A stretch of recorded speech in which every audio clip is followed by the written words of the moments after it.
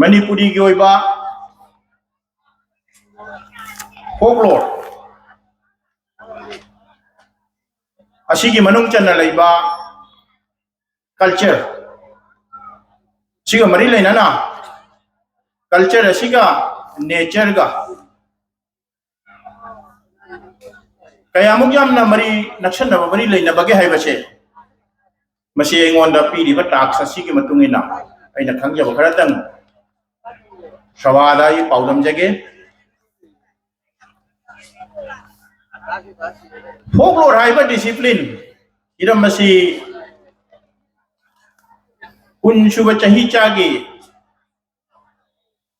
मयाई चन्म मतम अस्वाइदा anthropologist sociologist samna haibada akoigi social scientist singsina human community ki culture singsi identify tawna bagi damakta puthorakpa semakpa tama mani aduna malem da leiriba miwe singse koina anthropologically sociologically yingu matam dadi masi kanglup naina lei do kanglup singse sema matam da magi tradition haibasida masi jumpham oirega sagal aduna folklore haibasi tradition oriented oiba adugumba subject amani hiram amani masi mai gi community mai gi jati gi oina masi leijei aduna manipuri shu anthropology singsina sijinara batam pho haibase ingreji ronda koina yengaga di masi community haigani aduna community haibasida communal property singsida uniformity leiba adugumba group tune koina community haijaribis aina khangnaribis aduna manipuri haiba kanglup se miyeng somdagi jengluraga di mase folk group amani masagi akoigi masak maral jelongoi dagi layarakba adugumba system mayam sina punjanduna leiba community amani haibase koina yamaya chengna sikhang mangam aduna ngasigi hiram asiga mari leinana yampak chawhraba asaigi akoigi folklore hariba hindi da haraga luka sanskriti haiba bangla da haraga luka bit haiba aduga english da haraga na folk culture haiba ado manipuri gi oina di manipuri khunung licha sajat haina aina thamjai kadai phawwa chanari bachuna ba madudi akhangai singamu nainabi gi na lojai aigi miyeng dagidi folk culture haibasi manipuri khunung licha sajat manipuri gi chanarol khunai chanarol haina thambana phabra haidra aina khanjaraga ngasigi hiram masiga mari lenana khana bada khudong chana bai dama aina thamjabani sigi context sigi wafam ase koina thamna bo hona bada culture haiba wafam che wahi se mase koina naina da bajarakti na culture asi anthropologist E.B. Taylor hai Edward B. Taylor mana akoi se kunchuba chahicha trama panchuba chahicha gina lodakpa kunchuba chahicha gina hogolakpa swai sida yang popular oina thorak patama mani do masigi culture hai batam sigi sina id kaino hai matam se the demand hai culture is the binary opposition of the nature nature sigi mayokta leiba adu mamioi bana semba chana bido madu culture aduna culture haibasiga nature ase kari khenei haiba wafam se lagadi miyoi bana hingbada changi ba machak singche masi sem na hona bada magi culture dagi mahausa dagi magi machak singche lawi kudam oina akoina ising haibase miyoi bana sem ngamde nungsit haibase miyoi bana sem ngamde maisa haibase miyoi bana sem ngamde machu haibase miyoi bana sem ngamde asina France anthropologist Claude Lévi-Strauss haiba pandit asina माना जम Laiba example अमा P करमाइना P हाइदा अखोइना थाजै अदा अखोइना सु खंगी मदुदी चुमथांग खनबम तंदा कोइना मचु तरे का उ फंग दो हारिबा मचु सिंगसे मियोय बना सेम बौनते नेचर ना पिरकपा खुदोल ngakten aduna madugi machu singdugi manungdo angang ba yawi asang ba yawi aduna hajik angang ba asang ba se miyoy bana lawthoga lambi chatpa matamda angang ba sibu symbol na sijen ne asang ba sibu symbol na sijen angang ba sina mai je lambi chatpa thalak matamda akoi lambi chatpa se lepi aduga asang ba thalak matamda koina mai chat aduna asai angang ba haiba asang ba se miyoy bana semu na te color se miyoy bana sijen na bani magi sijen na bagi pattern du ne aduna masi nature de ki lawrim aduna asi malem da angang ma machu se lambi da het thalak matam da sakinu ile pu hari ne asang ba se het thalak matam da mayam puna ma masi chalo hari ni haise masi khudam moina khangna ba adum ba chanabi ma malem gi chanabi ma koi aduni machu se nature de ki lawre duga miyoy bana sijen na matam da mayam puna ta khangan mangame aduna totality na accept tauba asugumba chanabi se masine koina culture hai culture hare ga ta pungi sei buta nati miyoy bana chani bali cha chajat mayam na jana ba community amamam gi oina lejaba malem gi miyoy bu group gi oina lejaba do adugumba culture duni masak tune koina culture hai se do di mayam puna mana jana ba culture ai ba malai re do mayam puna mana jana ba culture sigi manum sida science amasung technology sina chawkhalak ma matumnina hana dagi leirei ba culture gi masak sing si de ahong masak lai ra ka malem da leiri ba mi puna mana si na ba ya ba khudamana khoi ji mobile pai re se mobile si de any language na ngang ba jai ma accept tawi tongan no mai gi loan si na ngang matam na mobile sina masi english ta ngang da bani hai bi si leiti ana loan kuni mak mobile sina ma accept tawi do asigumba miam pungna ma si na ba ya ba asigumba mongi culture se leirak padagi di si culture gi masak se kari kauni ai matam da mass culture hai dana prithvi de lai ba miam pungna si na ba ya ba mass culture ai na culture gi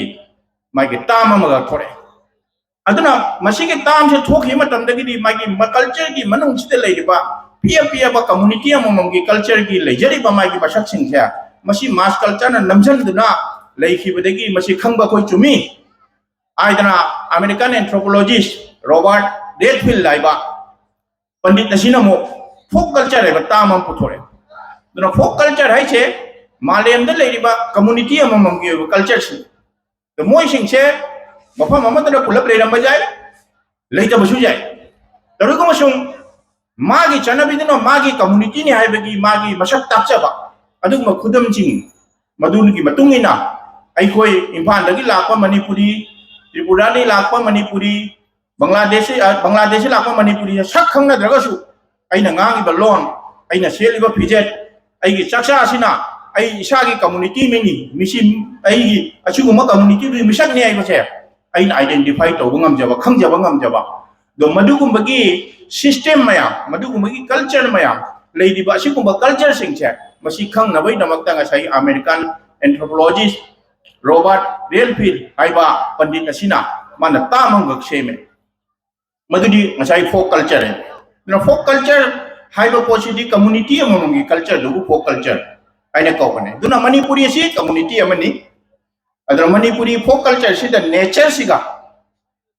kaya mo na mari le na guys masi aina kitang ngasigi sawa sida masi thamjage aduna folk culture haibadi akoi gi akoi se pre-literate society aba akoi gi lairik laisu haidringa gi mama peasant society low singu bona mapung oina leiba adu mamatam gi samaj tu dagi thorak pa culture du na ngachi bawuda madugi culture du gi mami do adumak leptana leiba tradition oriented oiba oral tradition ga loina na lakba adu mamong gi culture du bo akoi na folk culture ko aduna masi community amam gi oina lei manipuri da khoina yengchi moi sing asuguma culture sing cha aya mama tam da nature ai sing mari lei nature sing chunta thaba yate aduna folk culture sigi मागी अकोई जामरू होइबा मांगोदा base तौरगा मांगोदा जुमफम ओरेगा सागलकबा element अहुम गक चंगी मदुगी element अहुम दुदी करी कइनो अकोइना high मतमददी mythical हाइबम लेरे legendary हाइबम लेरे historical हाइबम ले the mythical हाइबो पोसिदी अकोइना असाइगी lie हाइबसिदा base तौरगा मागी belief हाइबसे मसी थोड़े अदु मचे मसीदा रिलीजन हाइबसे लाक्तरी माना माना पामजबा लाई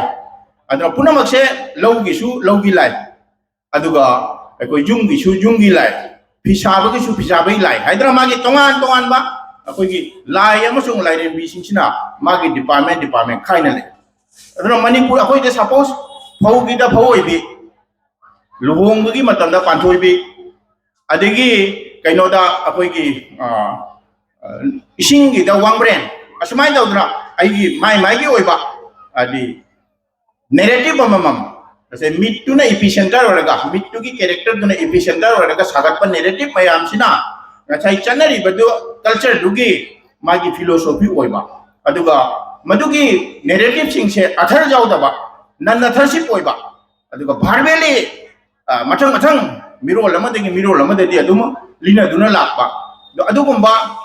thajana bida jumphom oraga sagalakba wari sing se masi folk culture gi jamar oiba marane masi tat khragadi jati dugi culture se tathya aduna aikoi hujik khudam oina manipuri da ngallingai matamna ningthau palamni ningthau panma matamda magi manai masan singna ningthau se thogan tawa matamda karam mai sai aida jakai ba ai bai sai do jakai ba sida sai ya sak matana man nature ga yam naksan na mari le ne ningthau se lai du mai khale ningthau bu lai du mai lawe duna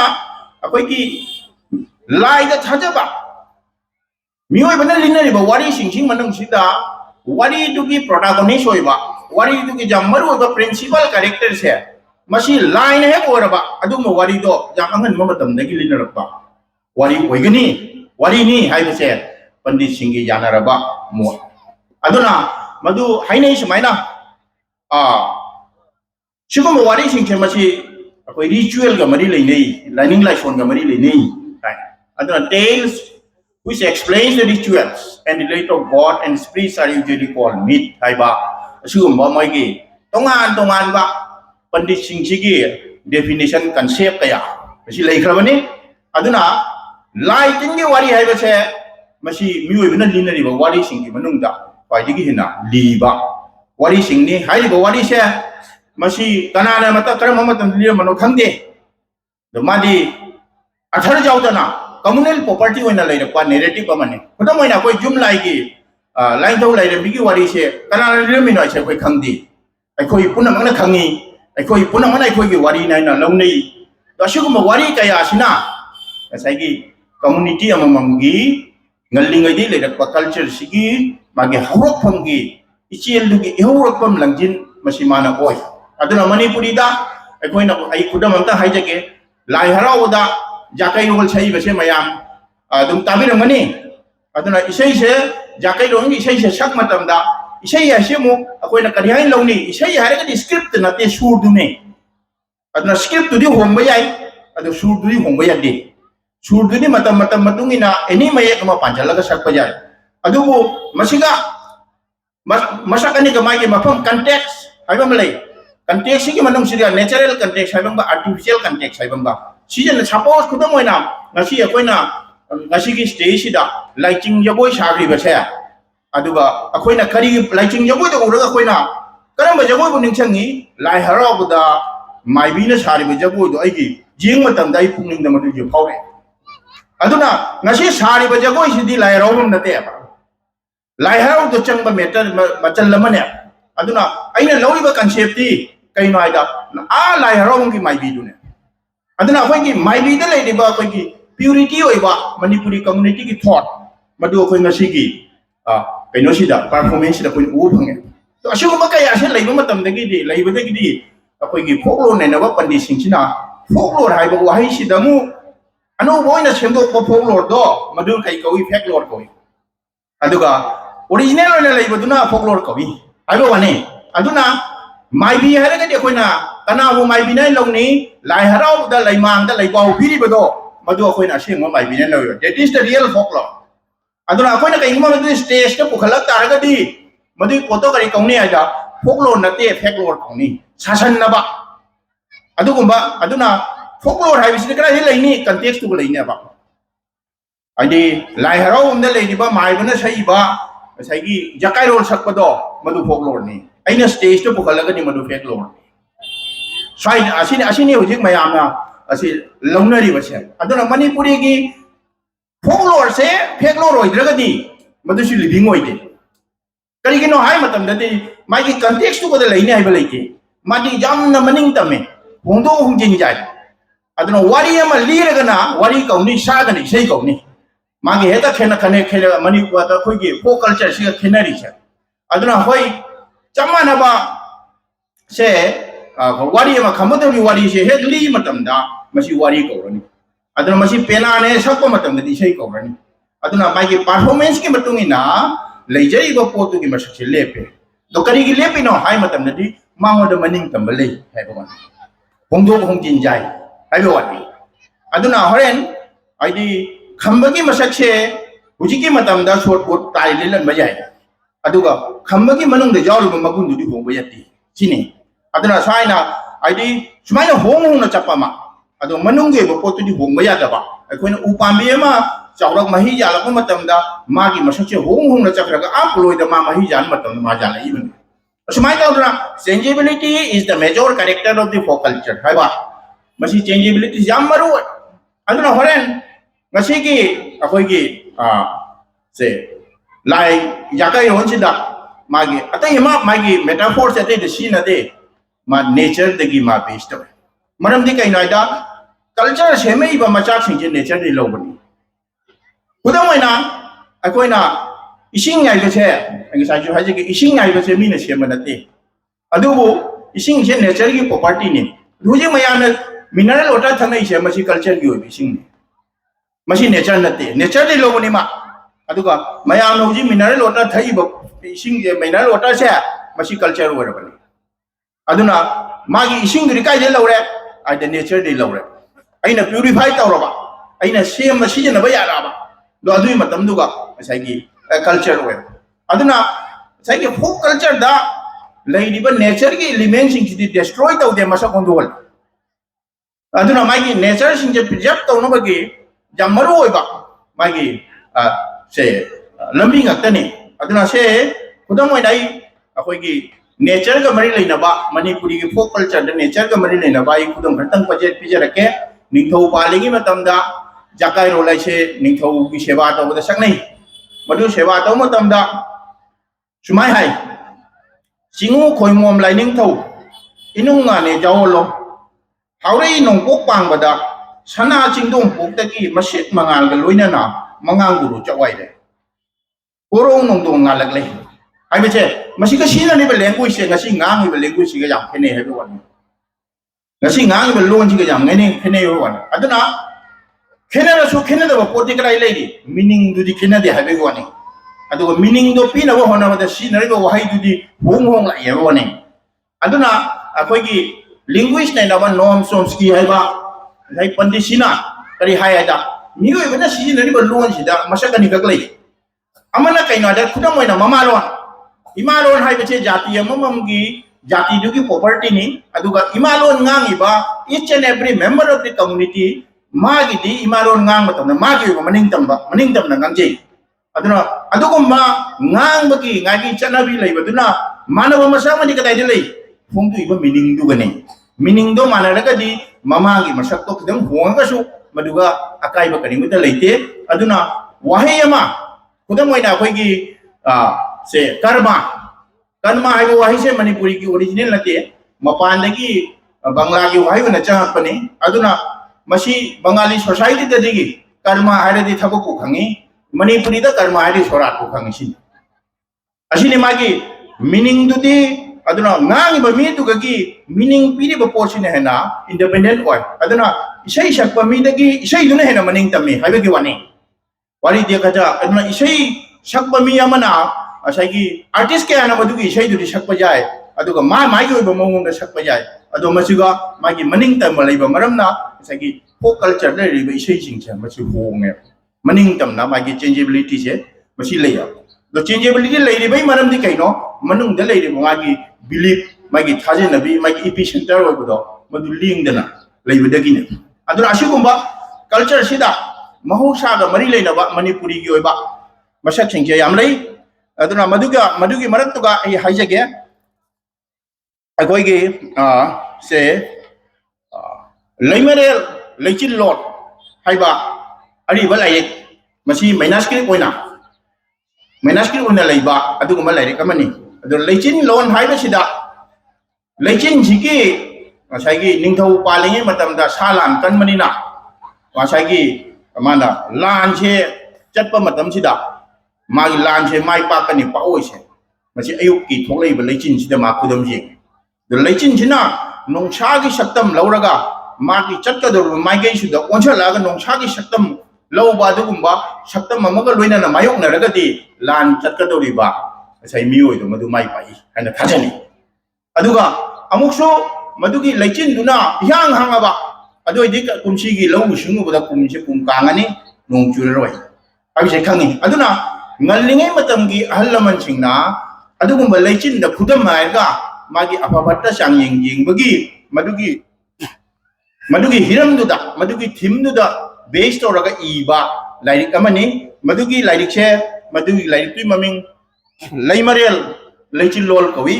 दो मसिगी याम सांगबा मदुगी वारी अमनी असिगुंबा ngसागी ngaliŋay matamgi चनबी से मसी याम मरांग काइना लै अदेगी मो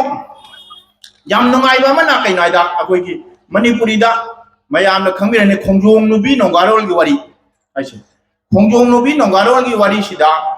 मपान थोंग की वारी दना असाइगी हकु पाखंग सिगा अदेगी मैतै नुपी सिंग सिगा मोसे नुक्सी चानाबा दुगा मसिगा क्लासिज्म की कास्टिज्म हाइताइ कास्टिज्म वर्णम है कास्टिज्म की मागी मसकसे उई लौना लेनबा यादबा अवांग ने खनबदगी मसाइगी नुक्सीरमिना मसाइगी चनबीदुना थिंगबा ngamdre अदो मोय मसेन जानरगदी मागी लौना लेनग्रा मतुंग मबुंग मपासिन चंगंद्रे मतुंगदगिदी मोयगी पनिशमेंट ओइना मोयसे तांदोकदगिदी मालेमसे लैबा यादबना मोयसे नोक्थक काहे दुना ngasai से हाकु पाखंग तरुकसिगा जानरम नुपी मचा तरुकसे मसी खोंजोंग नुबी ओना मथक चखरे अदुना ngasi फाउदा अखोइना खोंजोंग नुबीगी खोंजोंग नुबी नोंगारांगी वारी मसिगा अखोने नेरेटिव अमा जाम थाजना मसी मणिपुरी सिन लिनरी बसिन दो अदुगुंबा मसाइगी हेलोइ तरे खोंजोंग नुबी तरुकसिगी फाइ तोंतोंबी अखोइगी हेलोइ चनुरा सिना माना पोंबा नुपी मचा अदुई ममिंग हरिनोना ओइना हरिनोनांग से मिंगोंदे ओनबनी मिना ओनबने से थाजनै अदुना सिगा अखोइ हंगोइ लेरे अदगी हरिनोनांग लेरे दो हरिनोनांग सिना अखोइगी कुमदम मवतम मसिगी अखोइ मालेम सिगी खोंचत मतुंगिना इंगेन था जरकुंदे इंगालो इंगागी मतम स्वाइसिदा मासे नोंग चुगदोरे नोंग लाकदोरे हाइबसे मसी अखोइना हंगोइ खोंगगदी नोंग चुनि हाइबा अखोइना खंगिबा दुगा हरिनोनांग खोंगको मतंदा मसी कुमगी नोंग लाकदोरे हाइबसे अखोइना खंगिबा मसी नेचर न मियोइबदा पीबा असाइगी अखोइदा खुदम सिंगतनी अदुना ngasiगी अखोइगी यूथ सिंगना ngasiगी नहारोन सिंगना साइंस अमसुंग टेक्नोलॉजी सिना याम डेवलप ओइगिबदगी असिगुंबसिदा अखोइगी हेना पुनिंग चंगबो वाटपदगी मणिपुरी की लेजरमैबा असिगुंबा ngaliŋै मतमगी महौसागी खुदम मयामसे मसी काउथोक पिगहुम तवी द मसी निंगचंगबा चुमी मरमदी कैनाइदा मांगोन पीरिबसे अखोइगी नेचर गा मियोइबगा लेनरम मरीसिनी अदुना मतमसिगी मियोइबगा नेचर गा लेनरम मरीसिंग सिदा पीरिबा खुदमदी कैनाइदा नेचर गा सतम जिंगसे मियोइबना अमत मांगंदे नेचर सिबो मोइना प्रिजर्व तवी ngaliŋै मतमगी नेचर सिबो प्रिजर्व तौरगा मागी पुंसिगी खोंचेसे चथैय दो ngasiगी साइंस अमसुंग टेक्नोलॉजी ना चाखलपगी मतुंगिनदी नेचर की पोसिंगसे अखोइगी मांगहलगा अनौबो मसक अमा सिमकपा दमाइना तवी द खुदम ओइना येंबिउ अखोइ ngasi लबुकता लौ उबा मतमदा hujik ting asigi sambor ki mahut tractor na ole aduna labukta sanna sambok hoiraga sangi santhi tuna labukta lehau leiramba adegi sangi makhongi khongchat tuna ki akoigi sambok hoiba matamda labuk tu da hena leibak tu ki masak ma olhalakpa adugai mo lau khaw lo daga madugi chunghalak pai sei do ija kena duna sajik chingduna sanna chajaramba adugo magi prakriti ki khongchat mayam do ngasi dis sambor khoibagi hai ha artiti ki khonjel se yam likhale aduga tractor ki khonjel mayam sina sangi chanaramba kaino mayam se tradition mayam do mangre aduna labukta akoigi haujaramba sanna chajaramba sajik tu chabi na balaitana hena adi kaino bagi akoigi umang oibagi phibam lomda madu chengchale aduna akoigi nature gi poche tap tano onho kitna akoi leiriba matam gi akoi development society sina ding science among technology ki jagat sina akoi tradition bu mukha dana hamak padagi nature gi poche chingje masi akoi na destroy tawai aduna masi akoi na animak chana chunana janmin na han ba hai bache masi yamna darkar oiba adugumba maru oiba thorom amane haise masi aina laujai aduna manipuri gi sagi akoi gi folk culture sida akoi gi ritual da adegi festival da adegi kaino da akoi gi punsi marial da masi da leiriba magi property mayam se masi angak ko phangna lei aduna masi akoi na tanja sabam da kakhal khaidoi heraga akoi study circle tawragadi manipuri gi oiba masak chingse masi akoi na yamna mayek singna khangba ngangbani aibese masi laujai aduna ai haini ngai di yam lei nei ngai isai ga su saknengi adu mayamna no kane ai dana ise sakta bani aduna wari isina kamai lini isai isina kamai sakani aduna masiga leidiba folklore sina kaino aduga folklore sina kaino manipuri gina kamai na oibe jai aduga hoji kamai na modernize to bajai folk culture and social change sina aduna chakri ka se masi yamna koigi naina bada interesting oiba adugumba hiram ngakani aduna ngasigi harvest festival sida oja soponna aidi aina khara pamjana laiba asigumba hiram sida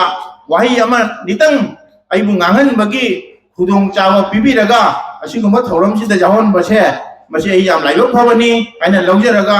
oja sopon boina hanna na thaga charaga aduga tilliba ahlaman singi mafam daina haijariba khara sida adi arana hui yawrabasu adi kaisu akoigi nainaba waliba adugumba nainaro yamana lawiraga ngakpi gani wafam ji haraga mayam from jaraga ai patang sai losenjai